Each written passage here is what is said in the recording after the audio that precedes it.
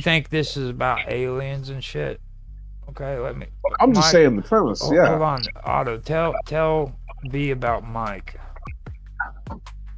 Which Mike? Off of Our Mike? well, I mean, it could, but in the book, Mike. Oh, right. The AI. Yeah. Mycroft Holmes. Yeah. Well, one of the ideas in the book is that if you make a big enough computer, that it'll just suddenly become conscious. The idea is that consciousness is an emergent property that comes from complexity. So if you make a brain complex enough, it's going to start saying, "Hey, look, I'm aware." And he kind of does cover that a little bit about the whole question of like what is aware, what's self-aware. And of course, the AI was very, they didn't call it that then, but he was very frightened. It's like a little child. And his buddy would be the only one that would talk to. What was it's been so long since it was his Manuel, and it was also it's a rather multi-ethnic society, and they also had group marriage, which was kind of interesting. V would have liked it on the movie. Lots of sex. It was very casual. And Heinlein was always, he's very conservative in some ways, but he's always pushing the free love thing. He really dug that for some reason. And that was another So now you're calling me a hippie. All right. Well, I mean, he wasn't much of it. Like I said, they're like just spacing people that disagree with him. It's like, throw him out the airlock kind of. I don't know if that's very hippie, but no. But Mike has, when he basically runs the whole moon. So always in their back pocket, they can control the entire infrastructure of the colony. And yeah, Raj, I'm glad you reminded me of that. It was a penal colony, so I guess there were parallels to Australia. Yeah. So I guess if Australia grew the balls that Rhodesia had, maybe we would have had something, kind of similar.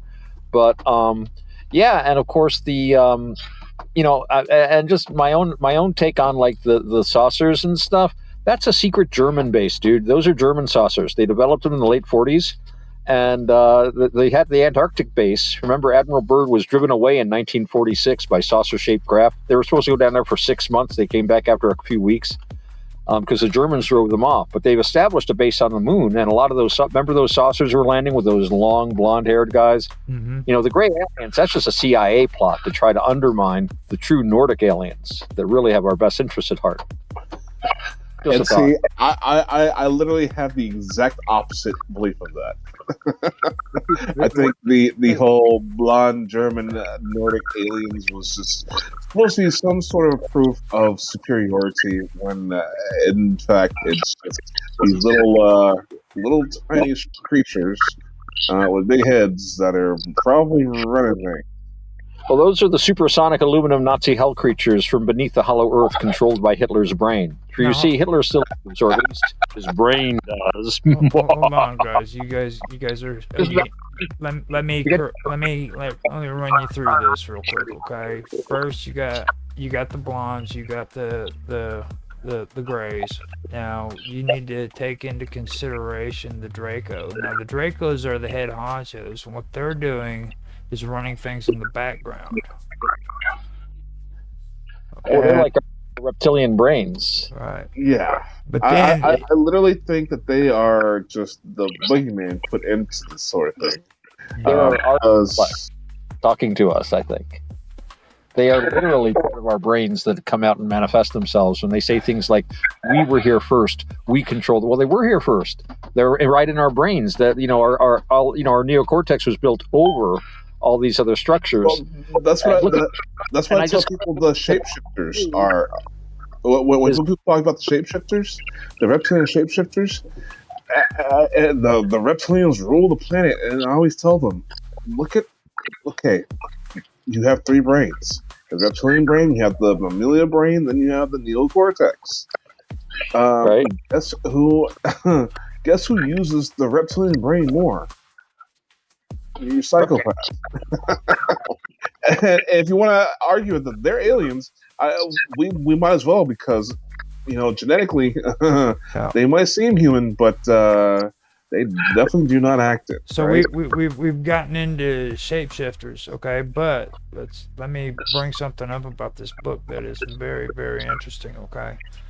Now this revolution, from what I've read so far, it's not romanticized as like a glorious freaking heroic book, okay? It's actually logistical.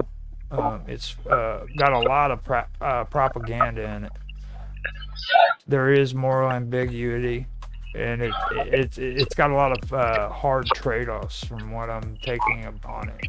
Like winning requires like information warfare, big economic leverages, and then like then like they just accept, or they're willing to accept casualties. Like casualties have no issue against it whatsoever.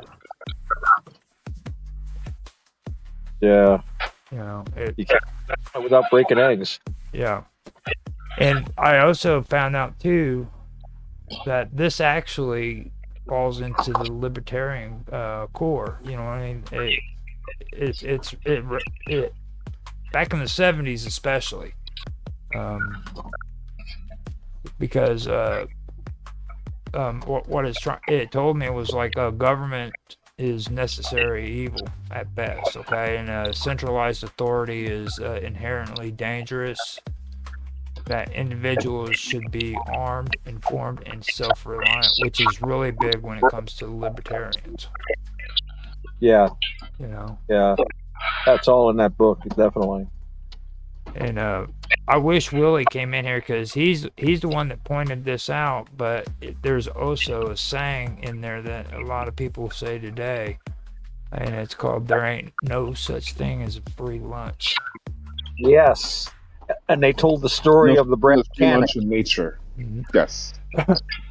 Do you remember the brass cannon? Did they talk about that? I'm suddenly remembering this stuff. Their flag was a brass cannon with a bar because they were bastards. Yep. And the brass cannon was about a story they had. They talked about a guy who had a little government sinecure. You know, his cousin got elected to mayor, so they made him the guy that polished the brass cannon in front of the courthouse. And he did this for many, many, many years. And he figured out he wasn't really going anywhere in life. So he quit his job. He took all his savings and he bought his own brass cannon, put it in his yard, and went into business for himself. Well, and that's just, you know, these maniacs are just, hey, we're gonna go into business for ourselves.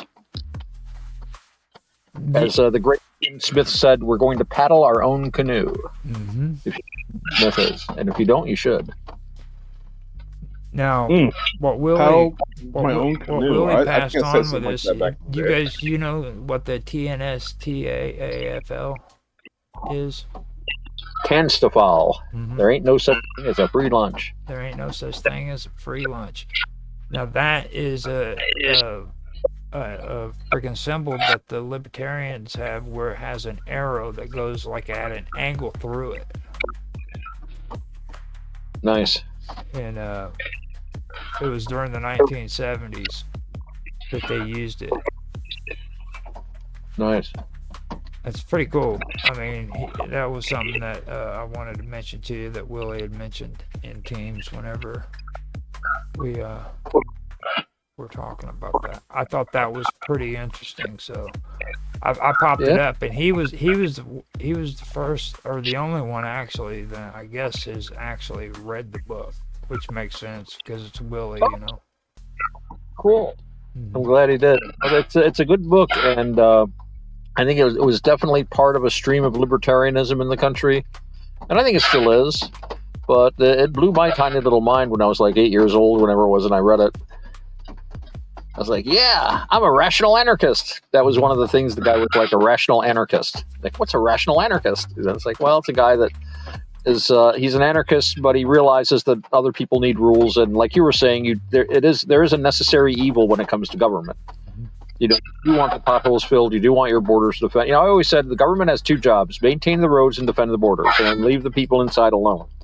Yeah. You know, and basically those kinds of services that we expect in return for the money we spend. I don't want to sit up all night guarding my yard, so you know, I pay taxes, and they have a police force, and they go up and down the street, and they make sure that people aren't, like, you know, trashing things. And of course, you have to keep a check on them. It gets complicated, but at the end of the day, I think we can all you know, and I'm a voluntarist, you know, deep down. I think we can all, you know, voluntarily decide to live together and pool our resources in such a way that we all benefit from it. and we can benefit to the max, and we have as little intrusion in our private lives as possible. Because most people can run their own lives pretty well. We're all doing okay, right? Well, see, the interesting part about that, though, is like this story, from what I'm taking from it, is it takes even another twist, because it's like, unlike many of the revolutionary stories, the rebels are supposed to lie. They manipulate public opinion. And then, and then they sacrifice the innocents, like I said, and then like they centralize power temporarily, while also claiming to oppose it. I found that's that. A good. Oh, go ahead. No, I was going to say, thinking back, and again, it's been a year. I should reread the book. They were libertarians, and yet they did have a massive amount of power, and they maintained that power through secrecy, manipulation. And then, like I said, there was the scene when they had gotten everybody going with these slogans and these ideas, even though they didn't really share all the ideas. And then when they tried to open up the government some, and they had the guy there who was mouthing all the platitudes that that their little revolution had been going on about, he was just in the way. They couldn't make the hard decisions, and he was like grinding, just really yelling and making a big mess in their staff meeting. And that was a scene where the guy is just ready to like collapse. He's been up for days, and then his buddies just kind of usher the guy out, and he's never seen again. And he's like, I didn't inquire too closely into what happened to him. Well, it's mighty rude to invite a guy to your book club who hasn't read the book. Well, this actually kind of fits into. I'm going to get to that point with you when it comes to Warhammer and what we've been talking about, because this kind of stuff would fit perfectly into what we've been talking about. Because this book it sounds pretty amazing. I haven't been able to read it either. I'm just going off talking points that I've been able to pull up on this thing in a day. But I'll tell you right now, it's pretty cool. I mean, well, how are you liking the storylines I've been throwing at you? I think if I incorporate this into the story, it would actually make your the way you wanted to evolve it into a like Mike, this computer on here, he sounds pretty interesting, especially from what I've taken from Otto and what I've read today. I think it would work perfectly in those stories. I do think that it would fit in pretty good. And plus, with Warhammer 40K, it's not really a legitimate form of government, you know what I mean? And I think that's kind of what's reflecting here with this story. Well, as far as who, the humans or the orcs, everybody's got their own government. The Empire, I mean, that's a theocracy, right? You see, so I mean, it really fits in well, and that brings me to the next part about the authority versus function kind of thing. You know what I mean? Okay. Just on a definitional point, what do you mean not legitimate?